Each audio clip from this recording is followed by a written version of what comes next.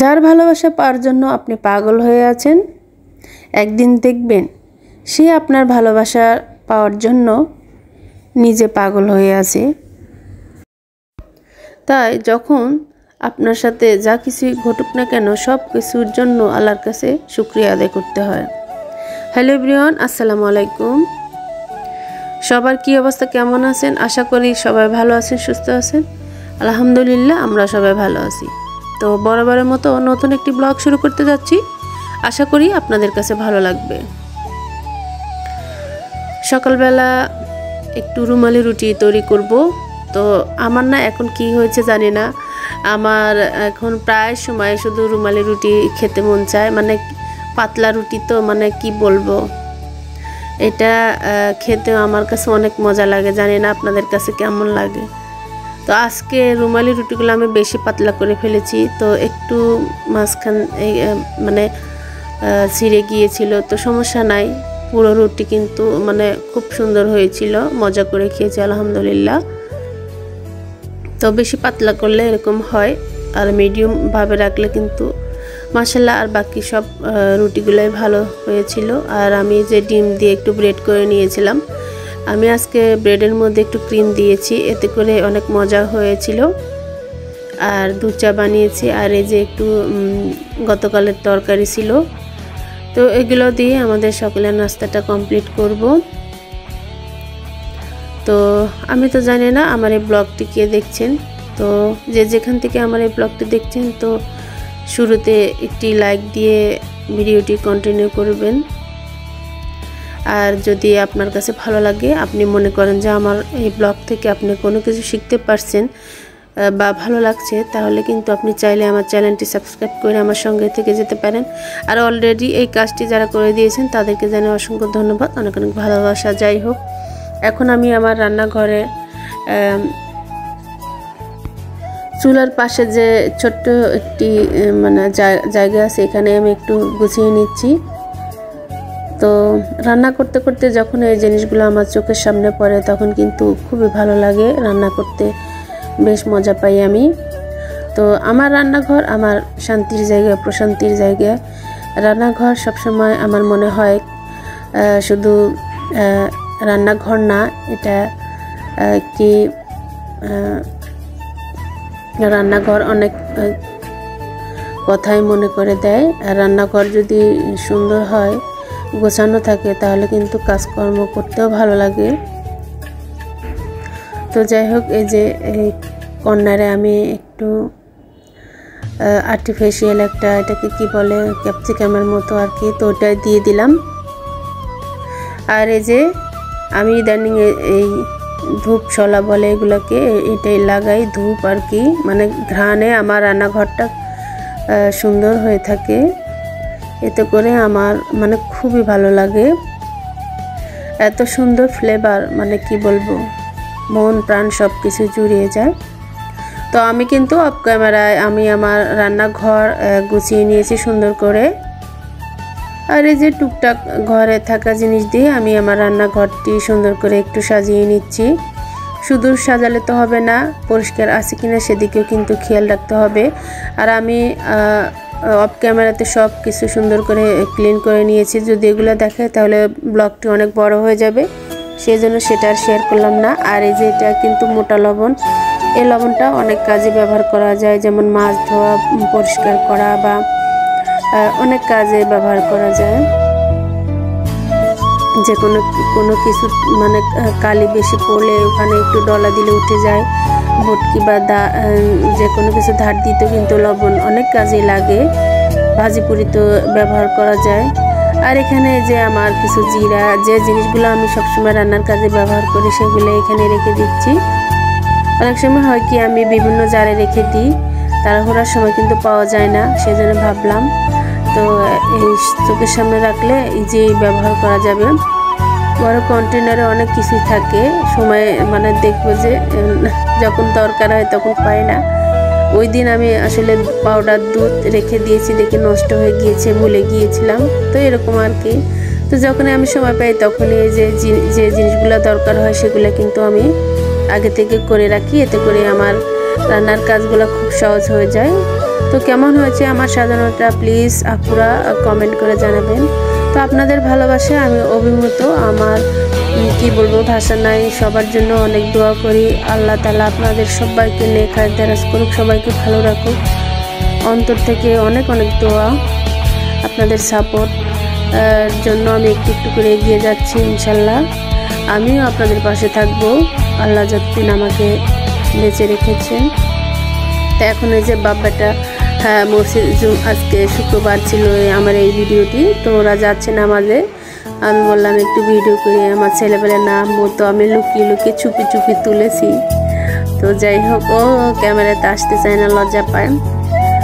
তো দেখতে দেখতে আমার ছেলেটি মাশাআল্লাহ গ্রাফিক্সের কাজ শিখেছে, তোর জন্য সবাই দোয়া করবেন, খুব ভালো কাজ শিখেছে। এখন ফ্রিল্যান্সিংয়ের কাজ এগুলো কিন্তু খুবই ইম্পর্টেন্ট।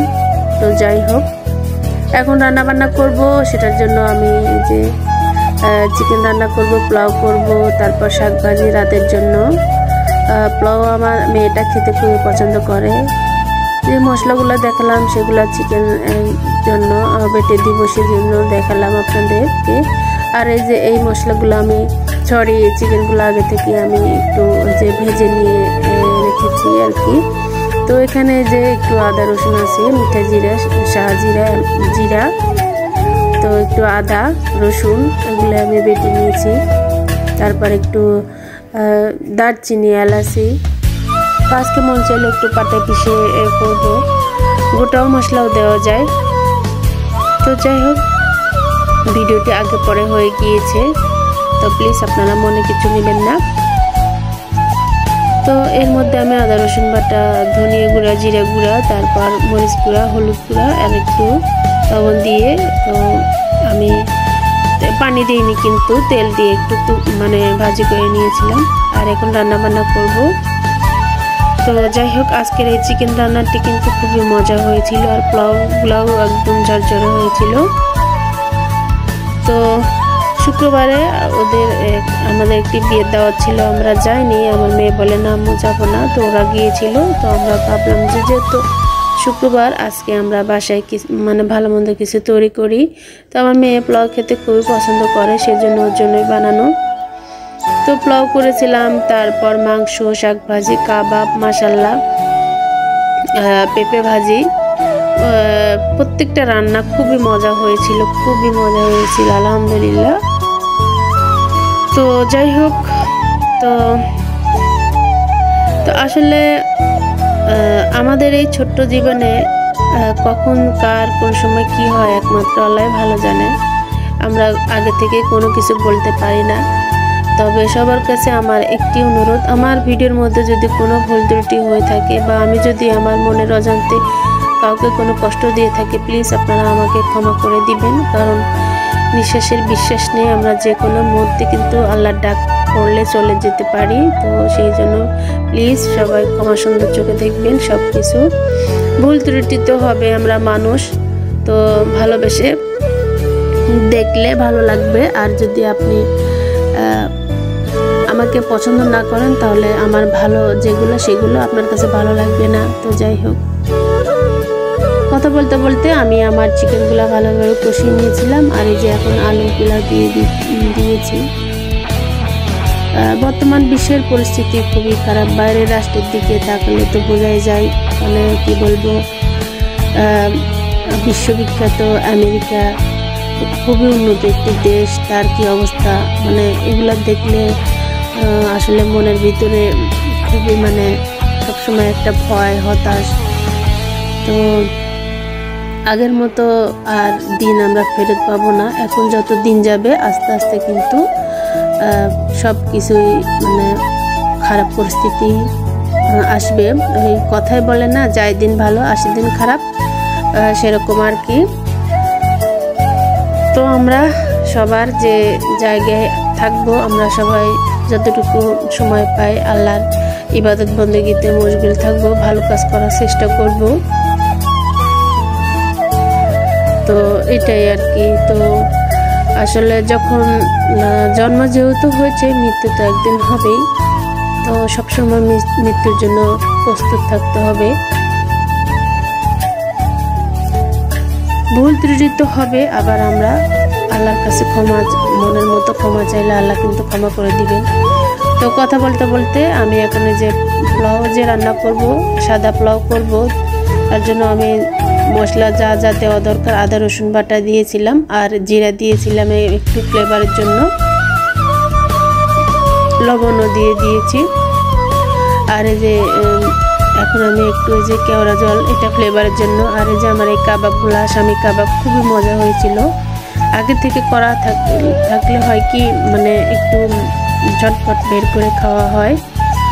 তো যাই হোক, এই যে দেখেন আমার পোলাওটা কিন্তু খুবই ঝরঝরে হয়েছে মাশাআল্লাহ। এক সময় পোলাও বা বিরিয়ানি কোনো কিছু মানে পারতাম না, আর এখন আলহামদুলিল্লাহ কি বলবো, আমার কাছে প্রত্যেকটা রান্না মনে হয় খুবই ইজি, রান্না একটা আর্টের মতো।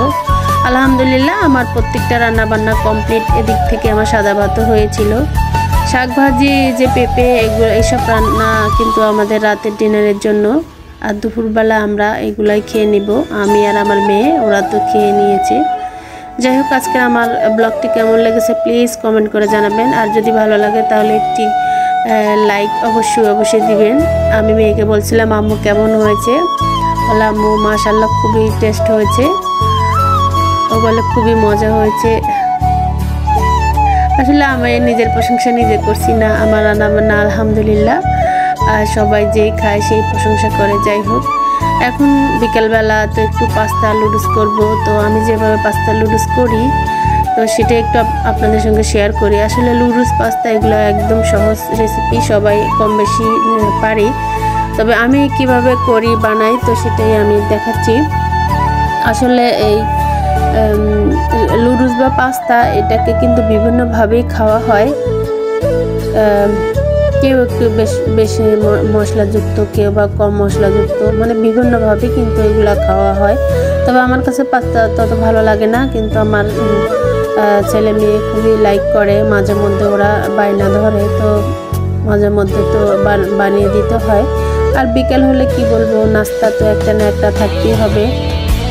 তো আমি আগে থেকে প্ল্যান করে রাখি কোন নাস্তাটা ওদের জন্য বানাবো। ওদের অনেক সময় জিজ্ঞেস করি তোমরা কি খাবা, তো ওরা যেটা পছন্দ করে সেটাই বানানোর চেষ্টা করি। যেমন আমার মেয়ে স্যুপ লুডুসটা অনেক পছন্দ করে। আসলে স্যুপ লুডুসের মধ্যে টমেটো সস বা টমেটো এগুলো দিলে ভালো লাগে বেশি, কিন্তু ওই যে টমেটোর মধ্যে প্রচুর অ্যালার্জি, একেবারেই আমি খেতে পারি না, এত সুস্বাদু একটা সবজি কি বলবো। যাই হোক, এখন আমি যে একটু পাস্তার মধ্যে একটু এর মধ্যে গুঁড়ো দুধ আছে, তারপর একটু গুঁড়া মশলা, সামান্য একটু কর্নফ্লাওয়ার দিয়ে দিয়েছিলাম। ক্রিম দিলেও মজা হয়, তবে আমি আমার মতো করে করলাম। আর ধনে পাতাটা পেস্ট করে দিয়েছিলাম, তার সঙ্গে কাঁচামরিচ তো আছেই, আদা রসুন এগুলো আমি আগিয়ে দিয়েছিলাম, একটু পেঁয়াজ দিয়েছি, তারপর মশলা কি বলে পিৎজা যে একটা মশলা আছে, কি একটা বলে আমি ভুলে গিয়েছি, সেই মশলাটাও আমি দিয়েছি ফ্লেভারের জন্য, এতে করে খুবই একটা টেস্ট হয়। হাতে একটু ডলে কি একটা নাম আমি ভুলে গিয়েছি। আজকের মতো পর্যন্ত, আল্লাহ হাফেজ। Thank you so much for my watching video. আল্লাহ হাফেজ, আসসালামু আলাইকুম।